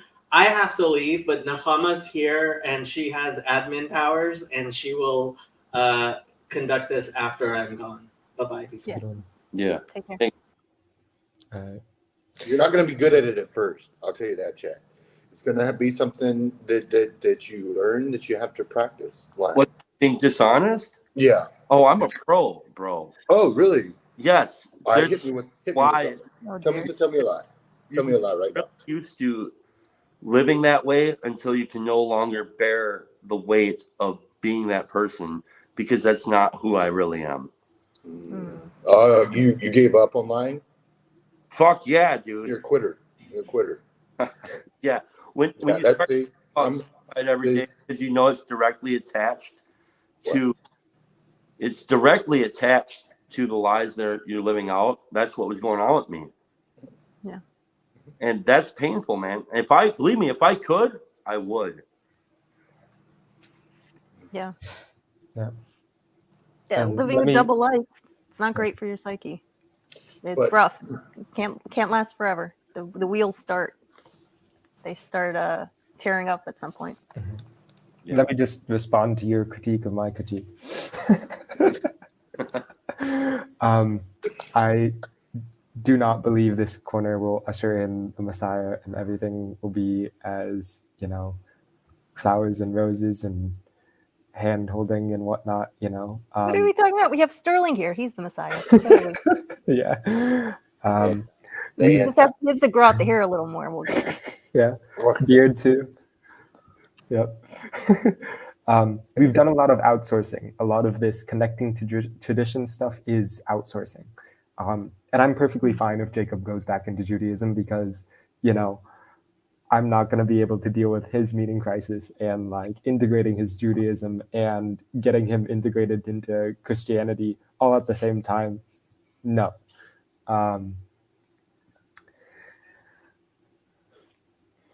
I think a lot of this stuff is the recognition that cognition is whatever external, right? Like my whole circumstance shapes my brain. That's kind of why we're pushing people into these traditions. And surprise, surprise, I'm Asian. I'm stuck in the machine, right? I go to college. I hate chemical engineering, but I'm doing it anyways, you know, and however many SSRIs I take, that's not going to change anything. That's true. You should probably only take one SSRI. Yeah. I mean, we can add something to it afterwards, but I don't know many people who condone doubling SSRIs. But just putting that out there. Yeah, no. Yeah. Yeah. But I think we should, you know, recommend traditions with both eyes open. Yeah. Yeah. You said with eyes open? Is Yep. there a way that you could? Yeah, but take your SSRIs with your eyes closed. Just pick one. Prozac or melatonin today? I don't know. Oh no, well, no. Melatonin is a sleep aid. It's all natural. It's already within you, not an SSRI. But if you have Prozac or Zoloft, you know, or Paxil. Is there a way that you can honestly reevaluate what you want to do with your education? Dude, I've got Asian parents. What the? I'd have to. I'm not saying throw it out. I'm asking you, is there a way that you can honestly reevaluate it in a way that you might find bearable? That you're willing to work with, you know, because this is your life. It's not theirs. You're the one who has to live with you, not them. Yeah, I mean, That's what you're struggling with now, it seems, living with you. With this path that seemingly has been given to you. You're not so pleased with. Everyone struggles to live with me. I have to live alone. And I know that comes as a shock to you. To everyone. Girl, bro. Huh? I thought you had a girl. Didn't you like updates, Chad, updates? Oh shit, bro. They come and go. What's up, guys, bro? Huh? Chad's not keeping up with Gossip Girl. That's the problem. They come and go, bro. Like they come and go, man. It's not for me. I can't just have one, even at a time anymore. Yeah, I hear you, man. I hope my wife don't go because she's fucking great, man. Oh no! Well, wives come and go too. Not as often and as frequent, but yeah. Okay. Why? I'm not condoning any of this. Yeah. What's that? Drinking Nahama. I've got licorice tea. It's delicious. Nice. Yeah, it's so good. I didn't know licorice tea existed. It's like from a plant, it tastes like sweet and woodsy. It's very, very different, very interesting. Well, I better go take out Rigsby. Thank you, Andrew, for talking with me again. Thank you. Appreciate you, man. I don't know. We're in it together, bitch. Yeah. Good to see you. Good to see you, Dad. Good to see you, man. Cheers. Yeah. We're in it together, bitch. That's what I told my ex as she was walking out, but she didn't want to. She didn't buy it. She already had one foot out the door. You know. She said, "No, man, I want a refund."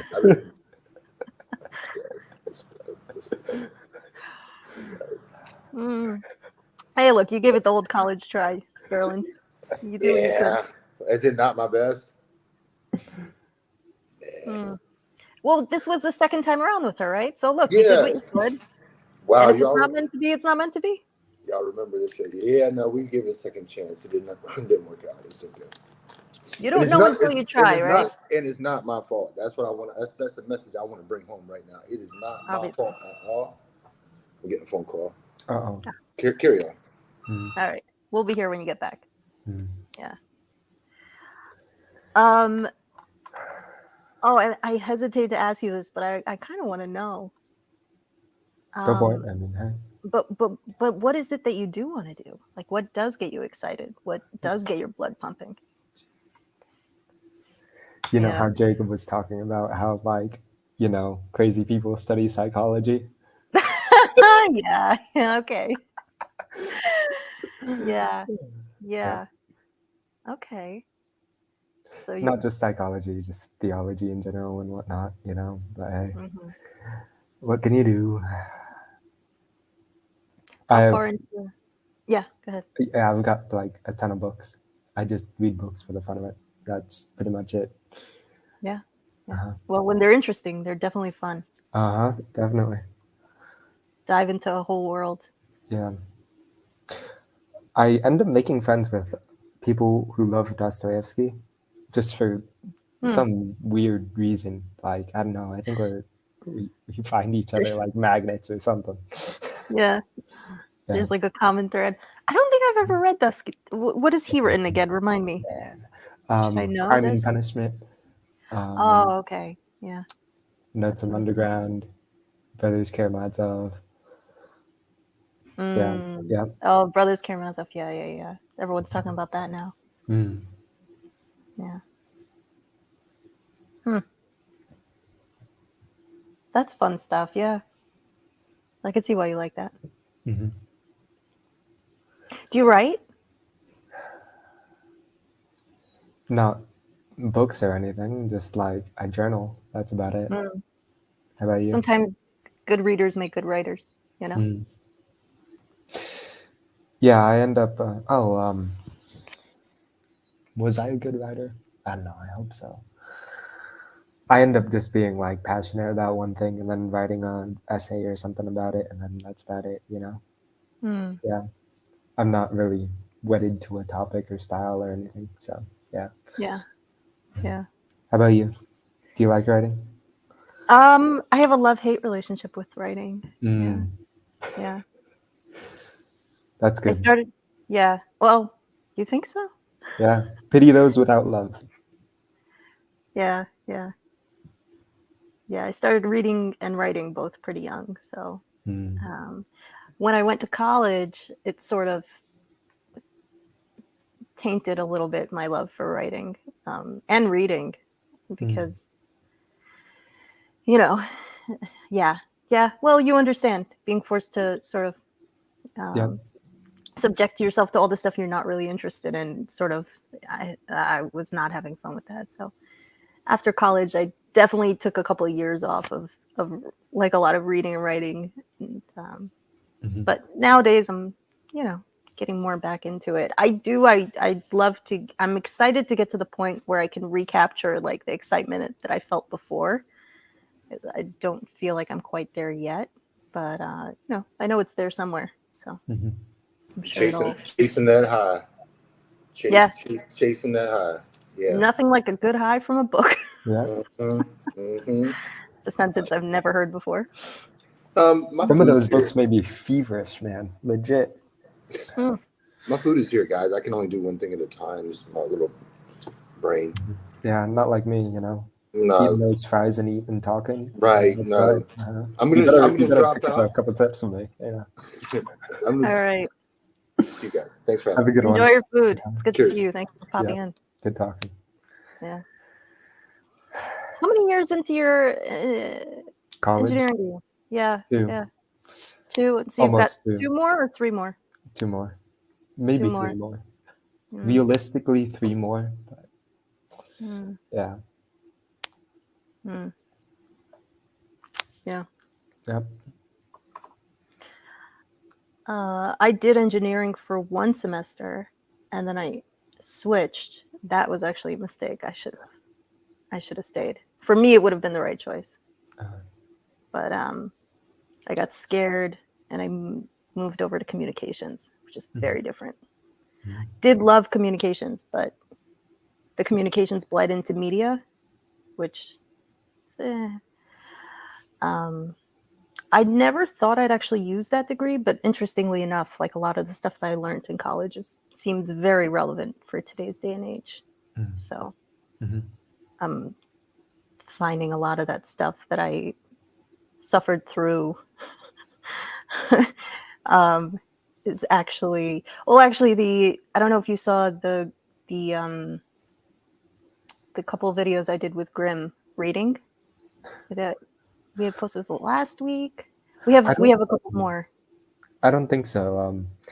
I've Yeah. yeah. I haven't seen much of Grimm, and I probably should see more because I hear he's kind of important. So Well, he's a fun guy. Important depends on your relevance realization, okay. right? Hmm. But he's a fun guy, and I would definitely recommend it. But we did it. We read through a text that I had from when I was in school. So, like, I've been revisiting a lot of that stuff, and it's more interesting to me now than it was then. Mm-hmm. Yeah. Yeah, Charlie, I might need one more. Like, I can do 4 years theoretically if I kind of take the transfer track, but we'll see how that goes. You know. Mm-hmm. Yep. My parents are clinging onto the dream. So. Oh boy. Yeah. Yeah. I might just tell them that I'd rather do materials engineering, which would be much better than chemical engineering. So, yeah, we'll see. Yeah, I can see that. Who's this Clyde Gaming Kush guy? Do we know him? No idea. Never heard of him. Okay. But hey, he does gaming. Well, he's talking about sex toys and whatnot. I'm not sure how relevant that is. But he hasn't dropped anything too crazy. So we'll see. No timeout yet. Oh, I really hope I don't get a cold. Oh, I'm furiously drinking this tea. Let's see. So what else is on your mind?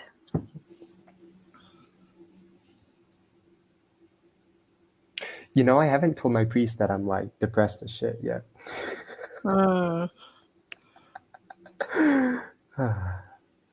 We'll see how that goes. Do you think he's going to be surprised? Will he be surprised? He's chill.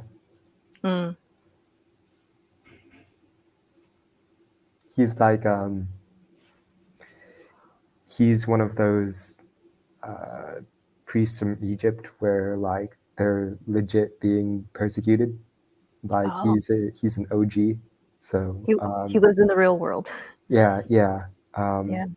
So I ask him like how he's doing, and he's just like, yeah, God is good. So, you know what that reminds me of? go for it. I had a therapist. I had this major surgery. I had a couple, but I had one major surgery in 2018. This is quite a couple of years back.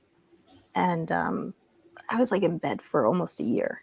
I couldn't walk for half of it. I couldn't sit for half of it. I had a hard time walking. So I was like really, really, really down. Really freaking down. And not to get too graphic, but I had like an open wound that whole time, most of the time. And that there's something about that made me, it felt like my soul was like constantly, it was just open, just ripped open. There's something, it felt so unnatural. It felt like I wasn't complete. It's really hard to describe the feeling, but it was just like, there was like a big tear in my soul. And it was just, the whole thing was horrifying. And at one point, I stopped leaving the house. It was just like, well, at some point I couldn't, but when I started walking again, I like at that point was so agoraphobic and terrified to leave the house and all this stuff. I had a nurse who would come once a day to help me. And at one point she's like, do you talk to anybody besides for like your sister and your family? And I was like, no. So she pushed me to start going outside. She's like, go to Starbucks, buy one thing, say hi to the cashier. I want you to say at least one word to another human being the entire day, just one word, and then go and then leave. And like, if you've done that, you've done it, and like, good. And so I was like, ah, fine. So I did that for a month, where like every couple days she'd like up the ante. She's like, you got to do 4 words today.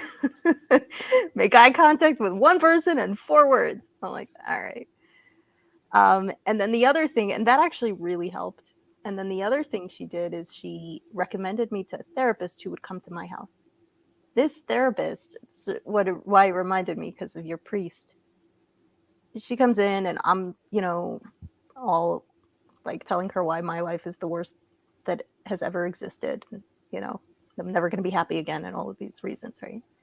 And at some point, and she just drops it casually at some point, that she has terminal cancer, and it's the 3rd time she's had it. And this is like a cheerful, happy woman who's come to my house. Like, I didn't even go to her office. She like came to see me, and she's totally like servicing me, and she's on borrowed time. Like, she could be gone tomorrow, she could be gone next month, and she's sitting here listening to me bitch on the couch. Which, fair enough, I had a lot of reasons to bitch. Like, legitimate, like, it was fucking tough and painful. So that was just such an interesting. So your priest reminded me of that, because he knows what real suffering and hardship is. And it was so interesting, because I wasn't going to negate my own pain, but it gave me a slightly different perspective. Like, just seeing how she lived her life. And she explained it to me. She's like, look, yeah, I know I'm dying, but like, I thought about it really carefully. I want to spend my time doing the things I love. And I love my family, and I love my job, and I love this, and I love that. So like, why should I quit my job? And I've always done home visits, so why should I not continue doing that? I was like, oh, wow, that's okay. And I think I had gone to therapy before, but that was the shortest period of time I ever did it, because it was so freaking effective. I think I only saw her for like a month or a month and a half, but like it was impossible to like talk to her, and I don't know, it separated like the hubris and the like wallowing, which I'd never been able to do before, from the like real pain and real suffering. Like, I had real pain and suffering, but then it kept bleeding into the like the wallowing of like like the pit of the depression, the pit of the hell, where she somehow enabled me to be like, oh, this is painful. This sucks. I hate this. Like, everything hurts. I can't do this. I can't do that. I used to be able-bodied. I can't work. I can't, all of these things. It's true. But also, like, this is what I've got. Because she was facing death. So I'm like, all right, this is what I've got, and oh, it's so interesting. I don't know how somebody like that was probably the best kind of therapist for me, because the other ones, they were all too soft. I don't know. What do you think of that? Well, as a little anecdote, I think part of why I'm talking about this is because I want the integration without the wallowing, Like,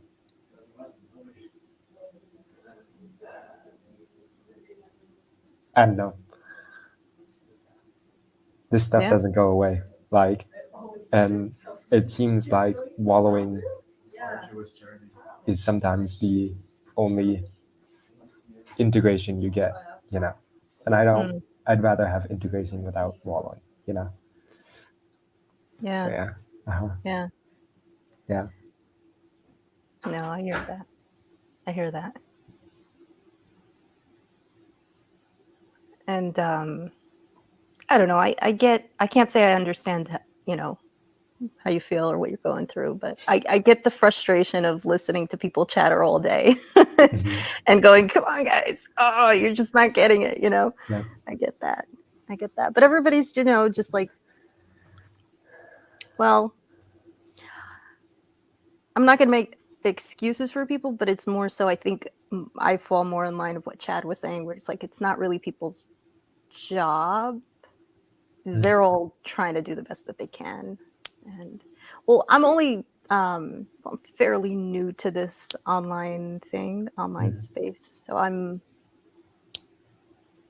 I kind of look at all of this like a happy accident, and whatever good comes out of it, and like frankly try to have low expectations, especially from anything online. But I don't know if that's the right attitude or not, but I could see how frustrating it is for people talking about the meaning crisis.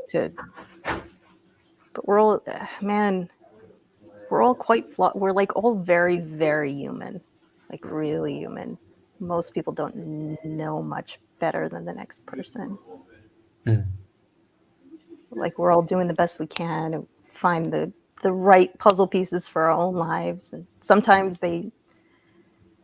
there's overlap between the puzzle piece that helped me and the puzzle piece that helps you. But I think just because people recognize the meaning crisis, that it exists, we're still very much in it. I don't think that means people know what the answers are. I think that's, I don't know. It's frustrating, but Yeah.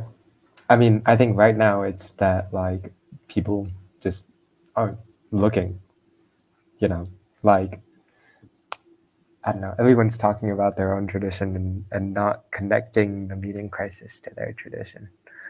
Yeah, that's what I'm frustrated with. And it does tie into like being depressed, because what usually happens when you tell someone is that like, yeah, I'm depressed, and then they've got like no idea what to do with it.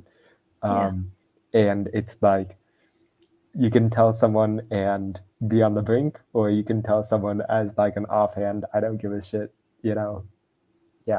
And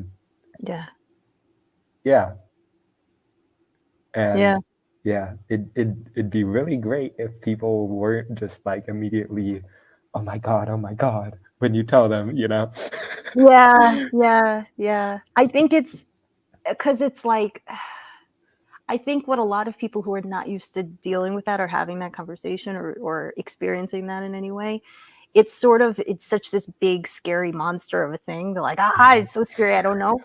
And it sort of creates this overlay of identity over you, where it's like they look at you, and because of the alarm, that's all they see, and then they forget the rest of Andrew, and you're like, I am like a whole person here. Like this is, yes, this is very important, but like it doesn't erase me, everything else about me, and then you don't want people to act weird about you and around you and stuff like that. I get that. Yeah. For me, it's like something that's very comfortable to talk about, just because of my own experiences. I think my first experience of having suicidal thoughts was at like 12. So I'm 33 now. So, yeah. And, various points in my life. Thankfully, I'm happy to be here now, but I go in and out. I do. It's but it doesn't freak me out anymore. At some point it did, but it doesn't. Like, I understand a lot more now, and I understand what helps me specifically more now. I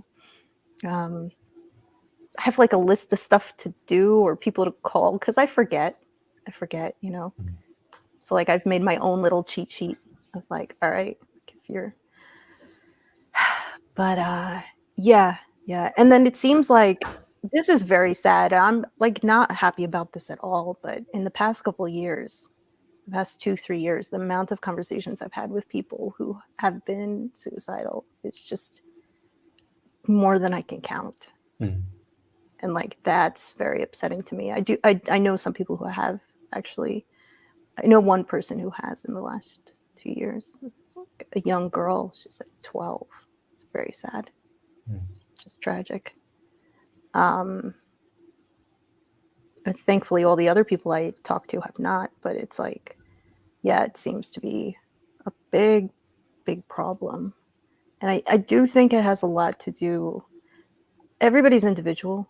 So this is not a one size fits all, but I do think it has a lot to do with, for a good number of people not living the lives that they want to live. And there's only so long you can do that. That's why I asked how much longer you have in school. It's like 3 years versus 1 year is a very big difference, or 2 years versus 4 years. It's like a massive difference. So, yeah. Ooh, let's see. People are saying things. Sorry, guys. It's really hard for me to do chat and have a conversation at once. Like, if I'm talking to someone, I can't. Well, it's rude to text at the same time, but I'll literally be like, "Can you give me 60 seconds? I need to send this now." I can't. My brain can't do the reading and the talking and the thinking. It just. Yeah. I can't do it.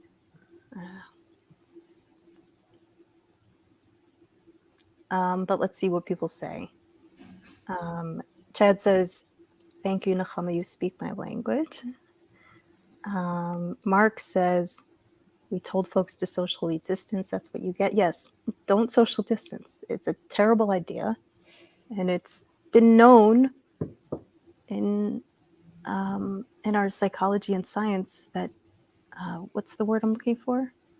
Solitary confinement is one of the most cruel punishments you can give a person, because it is shown like 100% of the time to eventually cause insanity. And so socially distancing causes insanity. It's like, let's be very clear about that. That was a bad idea for us to do as a planet, folks. Bad idea. Let's not do that again, please. Just really dumb. Really, really dumb.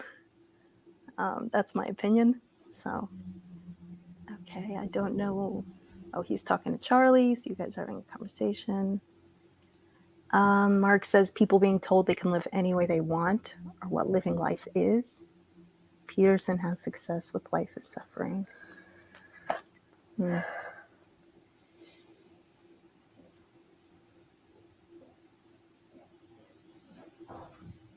Let's see.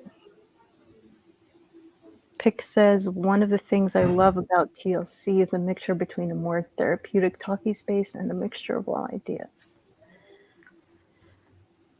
That's good. What are you thinking about? You know, Peterson helped in high school because I figured like I was doing this stuff I hated, but I was actually going to go somewhere. But honestly, I think the people in high school were more mature than like whatever people are in college. So Yeah. Kind of my experience too. Yeah. Well, I also went to private all-girls school for high school, and then I went to community college, and then I went to NYU, and just each stage was just a evolution from the next. Like going from like community college to NYU, I was like, oh, NYU is gonna be. It was not. It was like a few.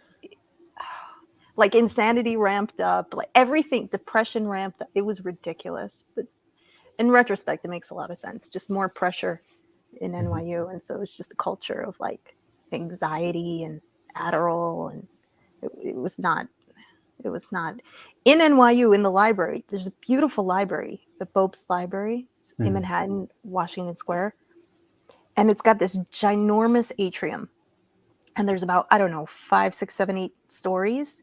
So you see,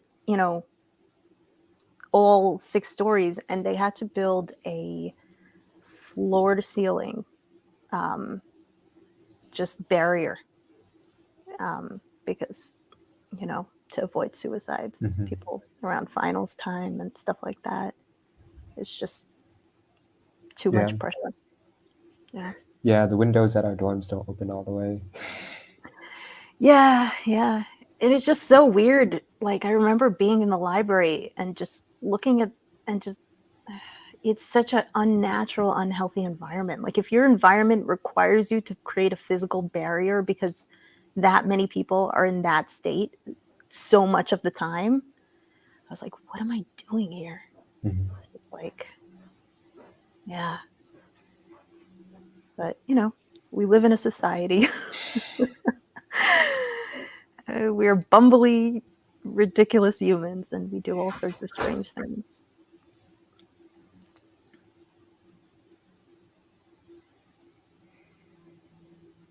Mark says Nechama is think or talkie, not both at the same time. I'm not sure what that means, Mark, but it sounds nice. It sounds like a compliment. I'm gonna take it as a compliment. Do you know what that means?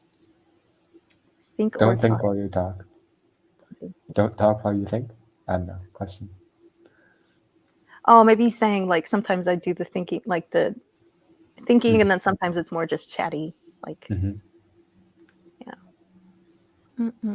yeah, good sign that something is wrong is if so many are committing suicide. Yes, absolutely. Absolutely. When I went to NYU was also when all the woke stuff started happening there. So I wasn't a huge fan of that. Yeah, it's practically the culture nowadays. So. Yeah. Well, I don't see how long it could last. I don't know.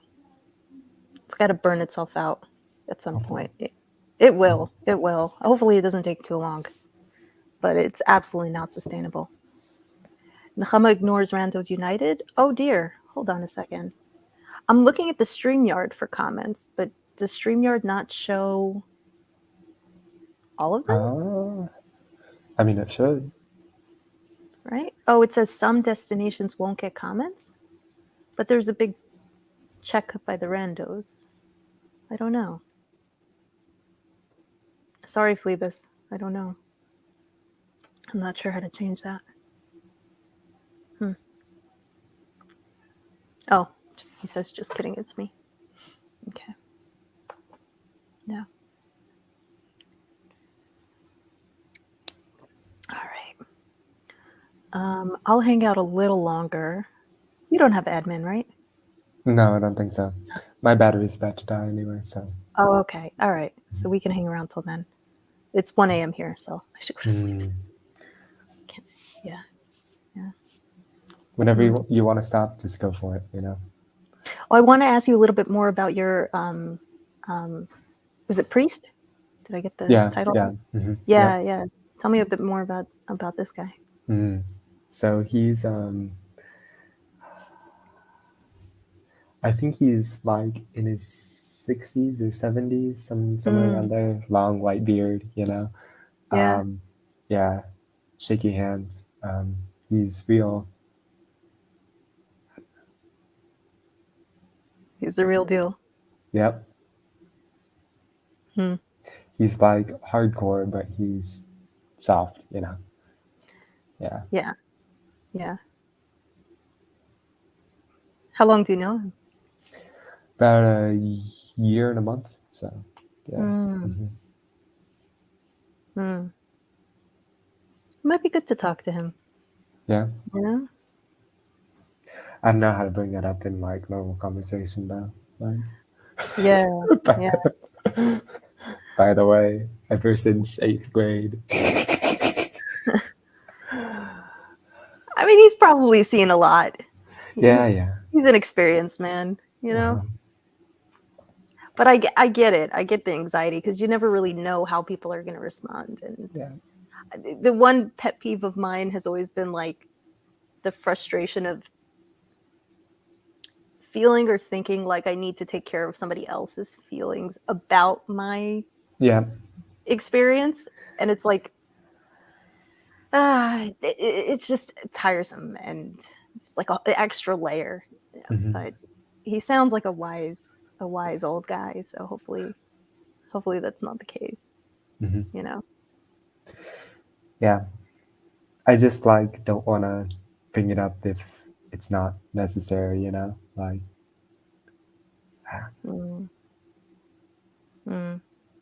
you know how I think they do like confession before you're baptized.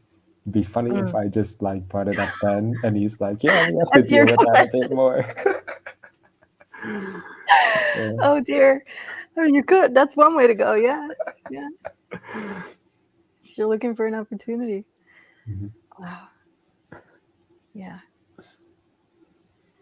I mean, sometimes talking about it kind of takes the air out of it. You know what I mean? It makes it a little less of this big, scary thing. With the right people, obviously. you know? So, mm.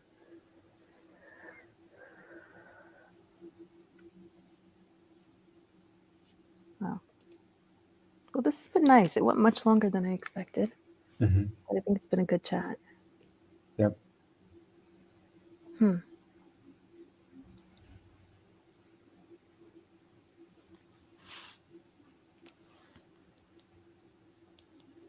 Did I just get a notification?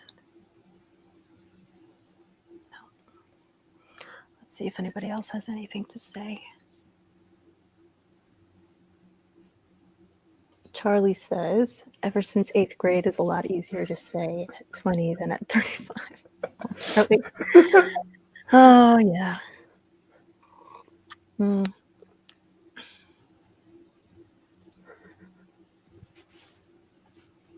Oh, Charlie's been trying to figure out how to join. I don't know, Charlie. I don't know. M. Wood says talk therapy is like curing cancer with a sugar pill. I think it depends. I think one thing that people think it depends. I think it's really specific to the situation. I think it depends on the therapist. I think it depends on what the problems are, whether they'll be helped by talk therapy or not. One thing that people aren't aware of is that complex PTSD, as opposed to PTSD, but complex PTSD is actually triggered by talk therapy. And a lot of people don't know that. And a lot of people don't know that they have CPTSD.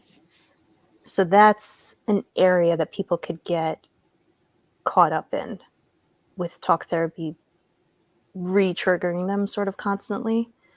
But in other cases, talk therapy is exactly what is helpful and needed. So it depends. It really depends what the problem is. That's why I don't like going straight to the like, oh, just go to therapy, just get pills, just this, just that, because I think it's so specific to an individual what is going on. So I don't think it makes sense to prescribe things to everybody carte blanche. Yeah. I'd rather get to a root of an issue and then go from there. Oh, oop. I think Andrew's battery might have died. Let's see if he comes back. I'll give it a minute or two, I think. But his battery must have gone. Mm-mm-mm.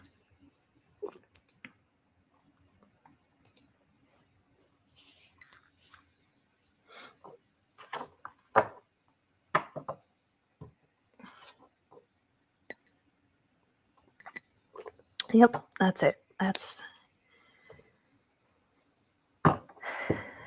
That's the story, folks. All right. Phlebas says, agreed. Frustrating when you want to talk to a pastor or elder and they want to send you to a professional right away. Yeah. I mean, there's definitely a big void in not a lot of people don't have someone to talk to. And sometimes having someone to talk to is one of the problems. And if you have someone to talk to, you can solve that problem. But like Andrew was saying, not everybody knows how to respond in a way. Not everyone is equipped to be a helpful talking partner. So it's good to think about who might be useful to talk to about a specific thing. Professionalization movement in churches over a decade has been frustrating me. I don't know what that is, but I hear you. Sire says a lot of advocates basically tell pastors they should just forward to professional nowadays. Yeah. A lot of this stuff is intimidating for people to deal with, or conversely, if they know they're not equipped to, then it is the responsible thing for them to pass it on. But I don't know, but Paul talks about pastoral care. My father's a rabbi. I've seen him, for decades, be a rabbi to a congregation. And a big part of that is this kind of support. And he would do a lot of that, talking to people in the evening, you know, helping people through their marriages, helping them through their internal struggles, things like that. It's a lot of that stuff, community care. Okay. Well, this has been lovely. It's very, very late, so I'm going to call it a night. Definitely looking forward to the next chat. Working in tandem rather than forwarding seems to be the better move. Yes, the whole village thing feels like the abdication of pastoral responsibility to just hand somebody off. I hear you. Yeah, I hear that. Okay. All right. As fun of a time as I'm having, I'm going to thank you all for being here, and I'll wish you guys a good night. I'll see you all soon, or a good day. It's a good day for a good bunch of you, so I'll see you all soon. Wait, I have to end broadcast, right? End broadcast. Okay. Oh, and, well, Andrew won't see this. I wanted to thank him for coming on, but he won't see this, so I'll tell him that next time.